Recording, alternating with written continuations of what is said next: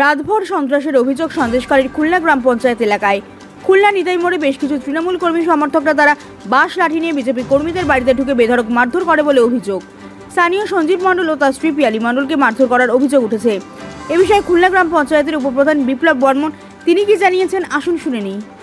আমার স্বামী গলা টুটি ধরে উঁচু করেছে, দেখুন পিঠে পিঠে মেরেছে, বুকে মেরেছে, এই বুকে রক্ত রক্ত হয়েছে, দেখুন আমার পেটে স্যার লাথি মেরেছে, বাড়ির ভিতরে ঢুকে গেছি তো আমার পেটে লাথি, দেখুন স্যার হাতের অবস্থা কি করেছে, এই রক্ত রক্ত হয়ে গেছে, দেখুন এই বাহুতে সারা হাত স্যার আমি নড়নচড়ন করছি। দেখুন, খুলনাতে আমাদের দুইজন বিজেপির কার্যকর্তার উপর প্রাণঘাতী হামলা করেছে স্থানীয় তৃণমূল কংগ্রেসের প্রধানের স্বামী এবং তৃণমূল কংগ্রেস দুষ্কৃতীরা। এই ঘটনা আসলে তৃণমূল কংগ্রেসের হারেরই পূর্বাভাস, কারণ বসিরহাট সহ গোটা পশ্চিমবঙ্গ থেকে তৃণমূল কংগ্রেস এই লোকসভা নির্বাচনে মুছে যেতে চলেছে।